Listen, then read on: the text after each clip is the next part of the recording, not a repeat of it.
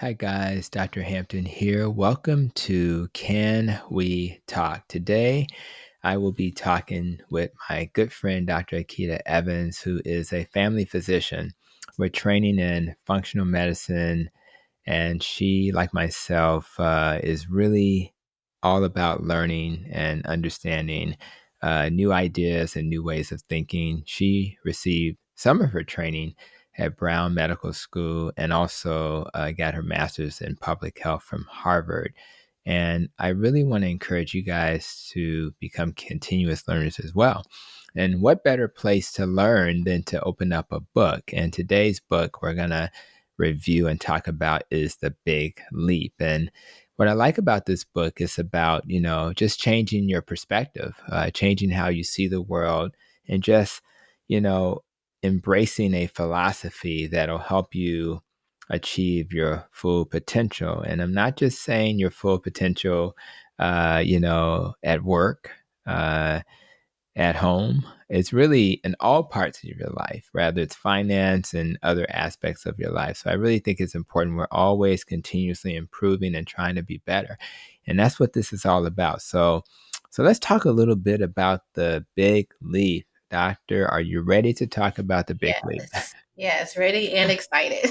Yes, that's good. And I appreciate you joining me because again, I it's something you bring the pages to life when you talk about it. It's nice to read it and fall in love with a book, but man, if you can just share it with a friend and with the world, I think that that's a good way to go. So the author, he kind of starts the intro in an interesting way, and he talks about this idea of taking a death defying leap.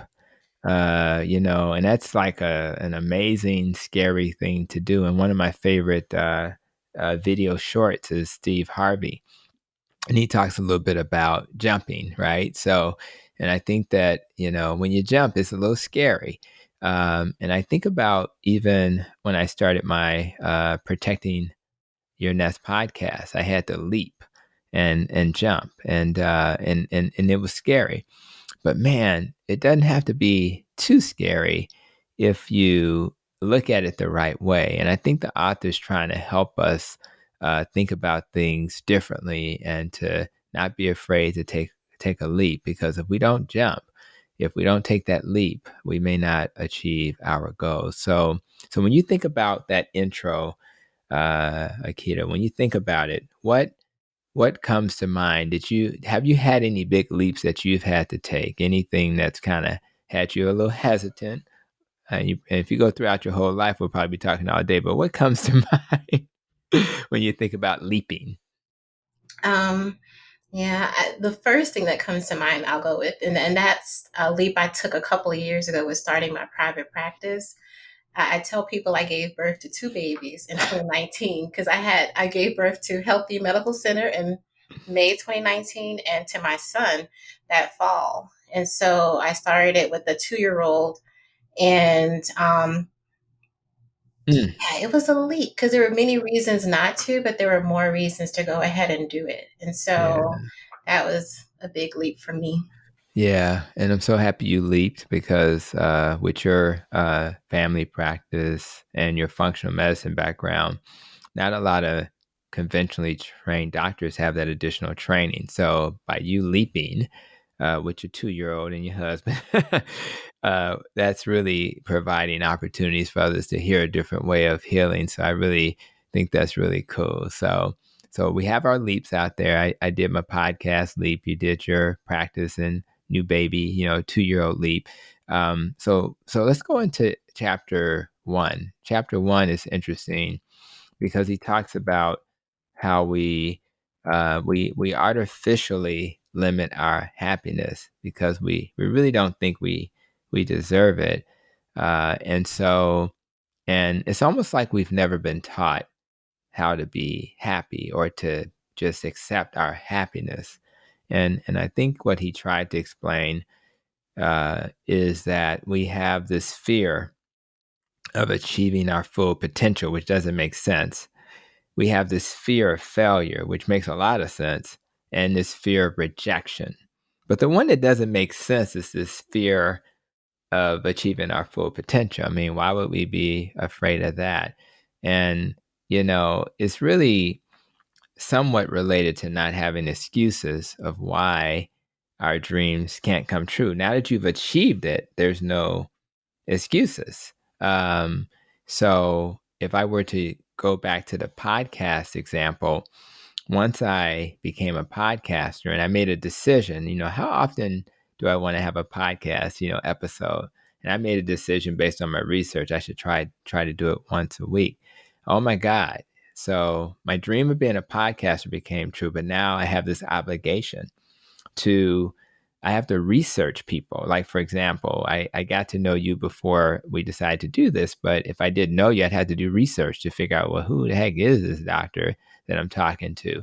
I have to take time to interview a person. I have to take time to maybe edit a video. And man, once you get to that point, that could be an overwhelming thing to have to achieve. And then I talked to Charles Maddox, and he's like, "Why don't you put some podcasts on your health network?" Now I got to do two podcasts. What was I thinking, right? But again, um, that idea of not having excuses. I'm not I can't be afraid to achieve my full potential, is what the author's saying. I can't be afraid. And I also want to talk a little bit about what he said I should do. He says I need to learn how to do some breathing. And he talked about if I can control my breaths, and we think about this in meditation, right? So if I can learn to control my breath, that'll actually help me to control my emotions. And if I control my emotions, that'll give me confidence. So even as I talk to you right now, I have confidence to sit in front of this camera and talk to you and have a conversation in a way that maybe I wouldn't have if I was not controlling my breath. So what's cool about that is that we all can learn to meditate. We can all figure that out. And a lot of it is just breathing. If you want to keep it simple, I tell patients to, suck in air, count to 6 while they're sucking it in, hold it for 6 seconds or 5 seconds, and then breathe it out for 5 seconds, real slow. And that's a very simple technique. So chapter 1, limiting our happiness, right? So when you think about that chapter, what comes to mind for you? When you were talking just now, I was thinking about how often we'll try to count ourselves out because Mm-hmm. we're counting up the cost. All right, you count the cost. I'll have to do this, this, and this. But there is a price for greatness. Like there, Mm-hmm. there is, and that cost will be way lower than what we're gaining. So I think I try not to get stuck in the counting of the cost. And I think sometimes, like, I'll tell my husband I want to do something. He's like, well, have you run the numbers? Have you done this? Have you done that? And I'm like, yeah, no, and that's important. But, keeping the eye on the vision and trying to keep things in scale is important. And then I like how the author said that fear is excitement without the breath. Mm. So when you're talking about controlling your breath, oftentimes in practice, I too will lead patients through a deep breathing exercise. But a lot of times it's because I need to do some deep breathing too. I'm like, are we going to stay here for a little while and do some deep breathing? It's going to benefit both of us. So, yeah, fear is excitement without the breath. How can I reframe this? During this Mm. breath, how can I reframe how I'm thinking about this? How can I look at the cost and say, well, it will cost this, but even that will be great. So changing the way we're thinking about things. Yeah, I like that.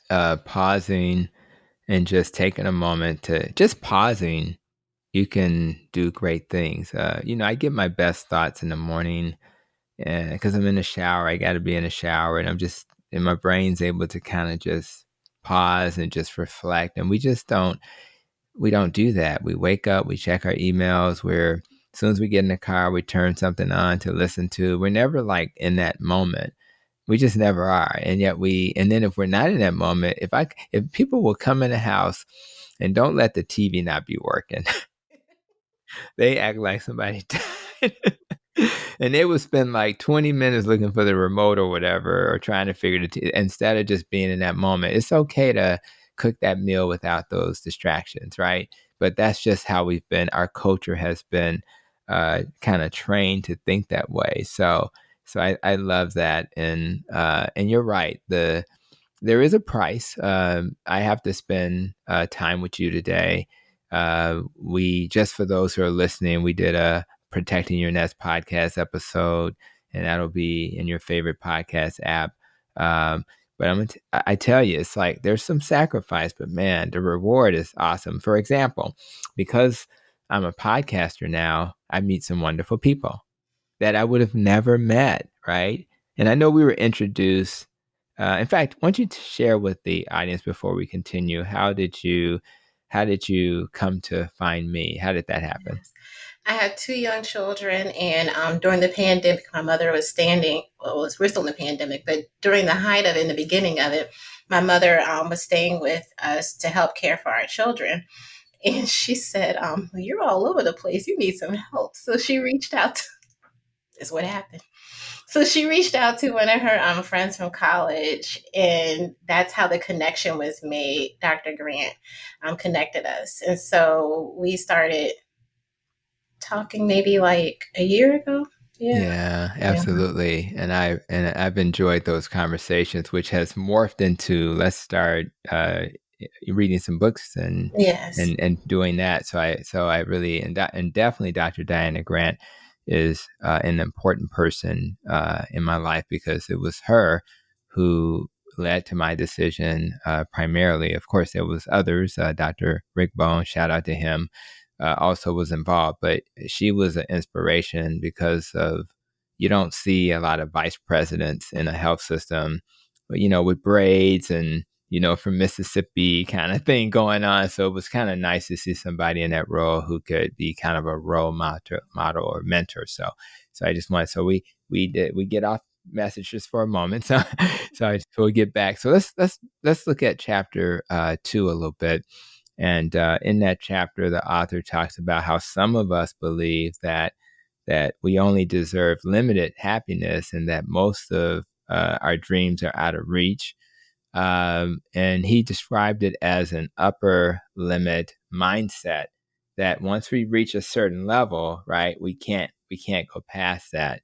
And it's really interesting because it's like when you find success, it's like you can't believe it. So because you can't believe it, you may actually sabotage it, which is crazy. So we have to recognize when we're self sabotaging. We're when things are going well, it's okay for it to be going well. And the example I'd like to give is thinking about relationships. I've had a lot of patience in what appears to be pretty healthy relationships, and don't get me wrong, some have had previous relationships that were unhealthy. So they're in a new relationship, things are going well, and it's almost like they can't believe it, right? And so because it seems like this can't be real, they may actually get suspicious, and they may start behaviors that lead to sabotage, like a lot of drama, create drama, fake drama, we can call it, and they create unnecessary problems in their relationship because they just can't believe that these things are possible. So it's really interesting. We're all looking for happiness, and yet we have this limit to what we think can be our limit of happiness. It's really crazy. So that's what he talked about. And what's been your experience with that chapter? Anything that resonates with you as you read that chapter? yeah. I was even thinking about watching my children play. Like, I want to teach them this language one day. Like, don't upper limit yourself. Don't you deserve to be happy? Like, we can come off of having a great afternoon of seeing holiday lights, great meal, we're playing, and all of a sudden they're fighting over a toy when there's a room full of toys. It's like, don't have a scarcity. You are in a room full of toys. You deserve to be happy. Don't create a situation that does not need to be there. And so I think in all sorts of relationships and all sorts of situations, we can try to identify, is this an upper limit issue or is it just a real issue that needs to be addressed? Yeah, and as you mentioned your kids and your example, it actually warms my heart because it reminds me that us people who like to learn a lot of the things that we become are a reflection of our life experiences, right? But if we don't have life experiences where we're learning, then 5 years from now, we would have not grown. 10 years from now, we would have not grown. So your kids have the benefit of your life experiences.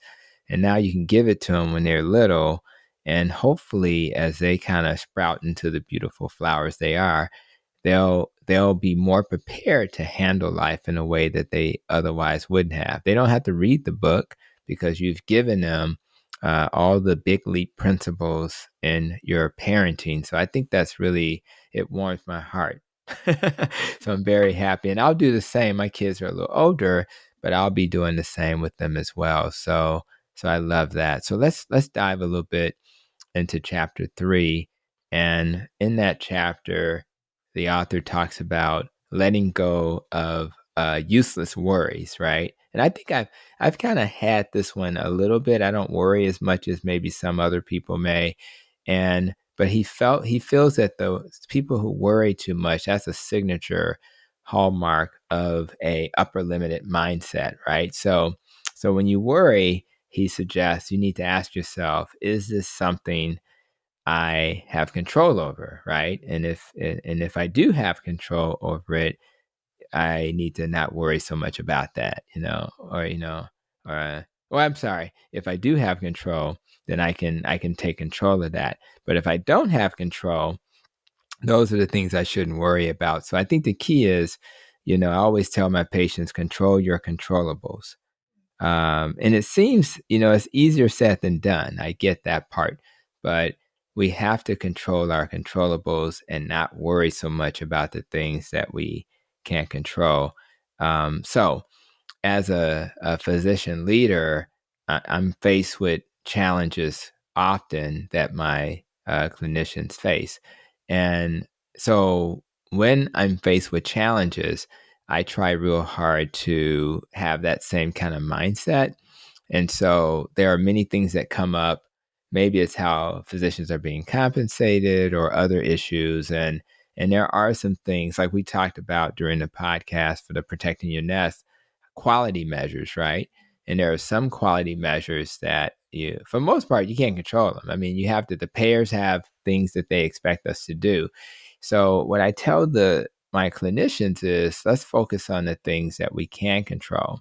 It didn't mean that our health system is not going to push back and try to make some change, but for the most part, we have to understand that we can't control everything. So that type of mindset will then, if we go back to the kids example, I can lay the foundation for my kids to make sure they get a good education, they have shelter, food, love, support, etc.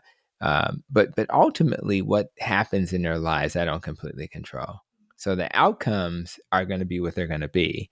All I can do is control their environment so that they are safe and nourished in a way that will allow them to have the greatest chance for success. So when you think about this concept as well, what experiences would you like to share? No, I mean, I was absorbing what you were saying and learning from it, Huh. like control your control, because I think it also helps with expectation setting. And it's not that we don't reach for the stars, but in some situations, we need to just focus on what we can control. Yeah, There's only so much energy that we have, I that we're know. spending it in places that we're not going to get the return or get the yield. That's wasted Yeah, energy. So, it's crazy. Even when you think about the kids and what they decide how they want to spend their lives, even what they major in college, I think it's important to expose them to areas that maybe they're not aware of, that they're not thinking about, but it's still okay that they choose a different path. And then what you do is you support them on that journey. Okay, I see you want to do this. So let's see what we need to do to make sure you're the best at doing this thing that you're interested in. And most parents want to point towards secure things, at least their perception. The perception is the doctor, the lawyer, the accountant, all those things are secure. But ultimately, we have to let our kids spread their wings, because my goodness, where would the next great singer come from if we were suggesting to them that that's not the right thing to do, because the chances are difficult for you to make it. So yeah, I think that's really cool.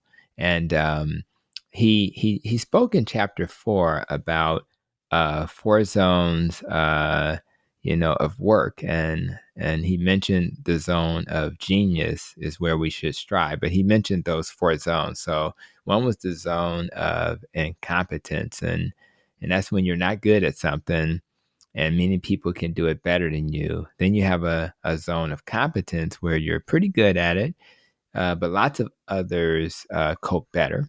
And then you have a zone of excellence where you're highly skilled, and few can actually, do much better than you. And then you have the zone of genius where you're literally the best at what you do. So, what he's trying to do is get us to think about, what is your zone of genius, and if in the ideal world we would have jobs that allows us to be in our zone of genius. And he suggests that we have an affirmation that we repeat, and I'll state it. It says, I commit to dedicating all of my focus and energy to my personal zone of genius, and I can use that then to contribute to the world. And affirmations are really important, because when you say positive stuff to yourself, your brain thinks it's real. So if you say it over and over again, I think that that's a really good way to go. So getting to your zone of genius is critical. I was fortunate in my health system. I had a gentleman who was a vice president for our operating system, and I really appreciated him because his name was Alex Andrade, and he had this Toyota lean methodology that he brought to our health system, which really transformed how we do simple things like where we put the hand sanitizer, put it by the door, not by the sink. It's kind of obvious, but things like that. And I really appreciate him because he really helped me to be the kind of clinician I wanted to be. And that was the kind of clinician where I felt like teaching people wellness was the key. Well, because he asked me one day, he said, so what do you think we need to do to improve the health of our patients? I said, they need to know about wellness. He said, okay, well, let's do it. So we were able to put together our healthy living program, which allows us to get in front of, anywhere from, on the low end, 75 patients to, 200 patients or so, and talk about wellness. And I felt like I was in my zone of genius, getting in front of people, cracking jokes my wife thinks are not funny, and teaching wellness. And I feel that in some ways, the opportunity of podcasting, making videos is also in that same vein.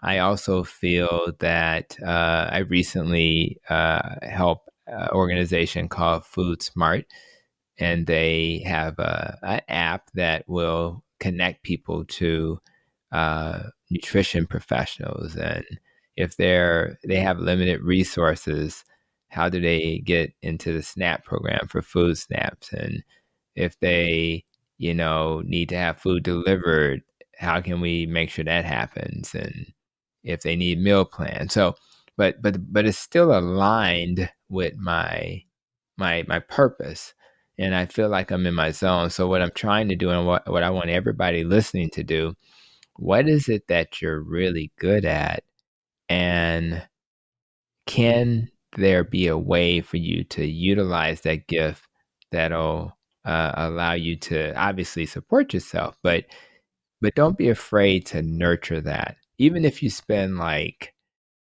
you know 10 minutes, 15 minutes a day. When I wrote Fix Your Diet, Fix Your Diabetes, my first book, I spent 30 minutes a day. That was it. So people think that you have to, sit in front of a computer for hours. No, I did 30 minutes a day. So imagine we cut that in half and we give you a break discount. And we're just going to do 15 minutes a day towards what you feel is your zone of genius. What would that then look like a year from now? What would that then look like 2 years from now? It's highly probable, even if you still working at the same regular job, that you're going to be closer, and or you've learned to incorporate your zone of genius into that job you didn't think that you were going to be bring something to. So I think we all have to think outside the box. Maybe you see something in your organization that you could do better.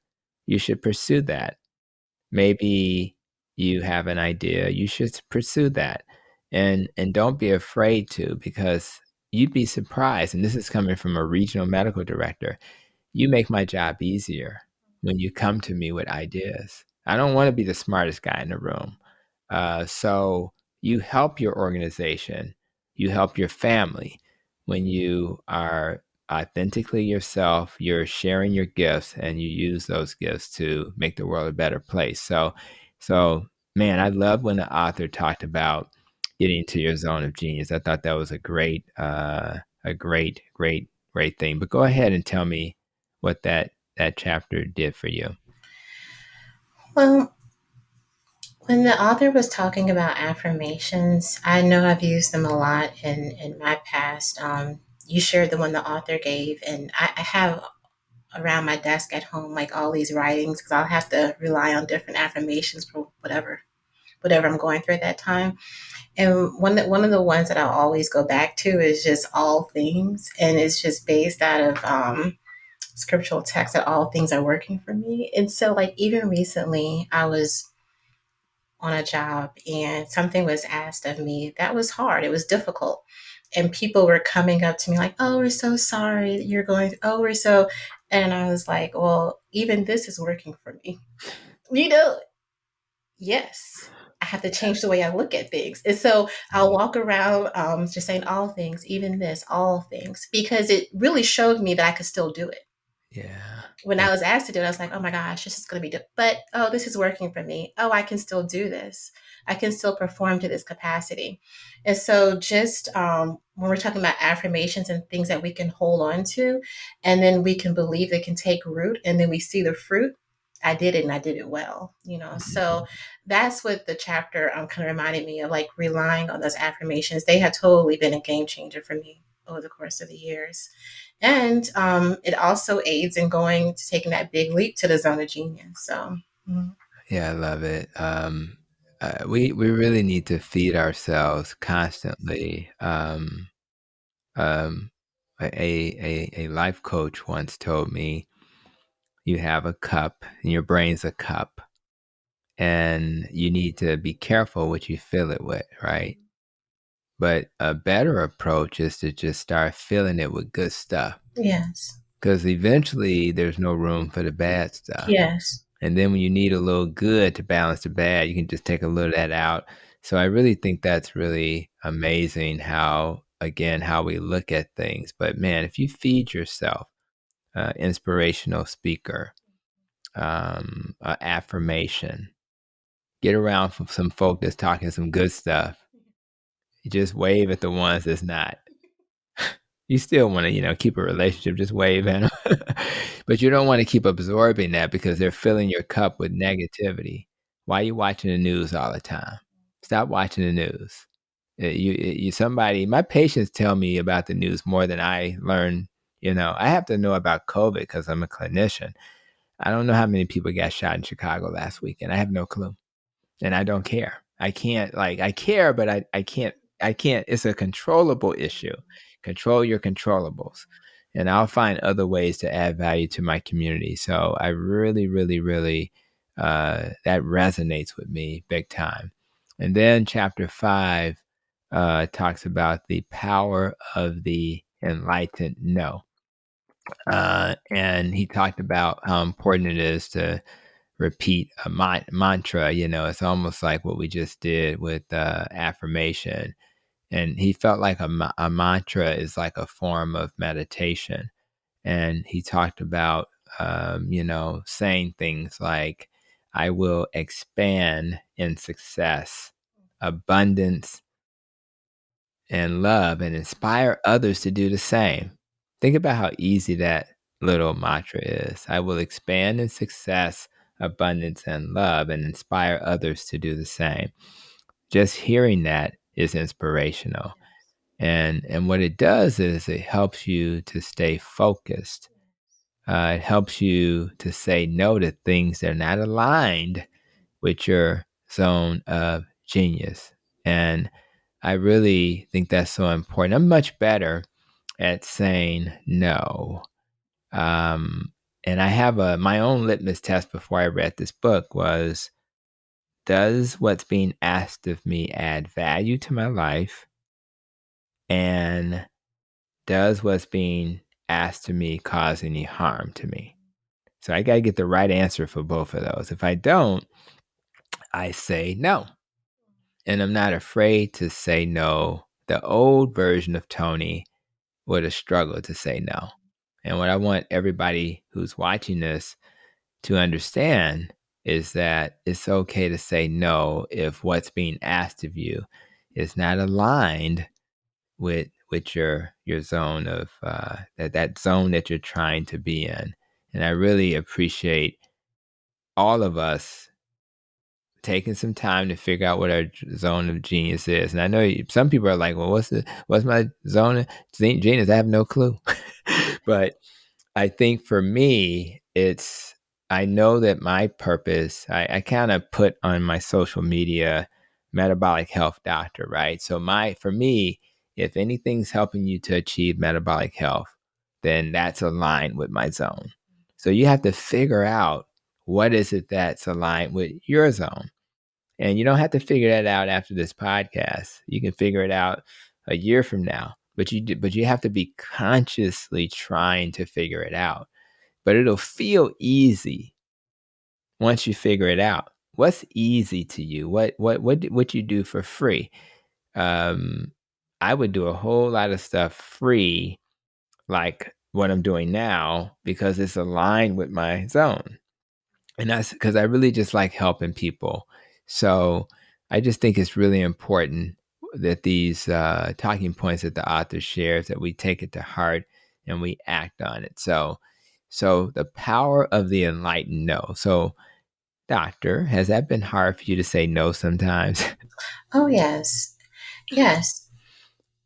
Yes. And I have to tell myself just because I can do it doesn't mean that I should be doing it. Mm, And I think especially when people or organizations are so used to a person doing it and doing it well, mm, um, I'm confident that I've practiced for a long time in my zone of excellence, and I'm trying to get and stay in my zone of genius. So that has required me saying the enlightened no. yeah, I love Yes, it. in service to myself, which will in turn serve the rest of like my community. I love it. Um, I love that because we have so much work to do. And first of all, if I say yes to things that's not my genius, then I'm really not going to add the kind of value I want to anyway. So better to save these resources for the things that are aligned with my Yes. genius. Yes. And then the impact on the world is going to be much greater. So it's such an affirming thing to say out loud. And saying no is very important. So I'm just happy that the author has given us permission Yes. to say Yes. no. And you're not a bad person. It's just a person who understands who they are and are living their authenticity, Mhm. right? And that's Yes. what's cool. And even again, I appreciate you and the time we're spending today talking about this because we're being authentic. We're just providing a perspective I definitely think that any book we discuss will probably be worth taking a look at. But I just think that everybody has these opportunities to grow. So, so before we kind of wrap up, any thoughts come to mind? Final takeaways for you, big picture, before we kind of wrap up this episode. Yeah, I made a note earlier. You were talking about the box, and I was thinking about how the author, tells us that our ego keeps us in the box, Mm. because it's a protective mechanism. And while that's appreciated, it doesn't end up serving us, and it keeps us from, the zone of genius. And we were just talking about, the enlightened no and limit, time. And so I recently took another big leap, and with the enlightened no, all the stuff. After reading this book and listening to it, I took another leap. And I was thinking about like how the same circumstances that were keeping me in the box were the same ones when I reframed my thoughts around them, told me to leap. So Mm. it's like, oh, it's a pandemic. It's not a good time. Da, da, da, da, da. But then it became, it's a pandemic. You can expand telehealth. You can reach a bigger audience. Oh, I have young children. Da, da, da, da. Oh, I have young children. This is the best time. I recently went to a Christmas program in the middle of the day. Had never done that before. Mm. Because I, Wow. the same circumstances, but I changed the way I thought about them. And That's so while right. I'm still working out what my zone of genius looks like, I'm still reflecting on that. I'm taking the leap. Yes. I love it. Yes, yes. And Yeah. it's really cool because by experiencing things that you hadn't experienced before, you're turning what's a crazy time for all of us into an opportunity to create some awareness and do some things. And I can only imagine uh, what your kids feel to have you present in a circumstance that they normally don't. I remember when I was a tennis player growing up in Chicago, and my mom was a single mom, so she couldn't always come to the tournaments. But man, anytime I saw my family when I was on that tennis court, it was like, woof, it just felt so good. So I'm just happy that you've had that experience and that your kids have had that experience and you guys are kind of learning how to navigate a little differently. So, but the experience I really appreciate is the one we just experienced. So I want to thank you for being in our own little book club. And I think we'll have other books to share. So I really appreciate this beginning, and hopefully this will be a beginning of a great opportunity for others to discover things they hadn't thought about. And you're the one that discovers this book, so do a shout out to you for that. So, and we'll continue to share thoughts. So thank you so much for being here with me on Can We Talk? And Thanks for having me. absolutely appreciate you. And I'll close by just saying that everybody who's listening, I need you to hear from my mouth and from Dr. Evans that you deserve happiness. You just do. If nobody ever told you that, know that that's true.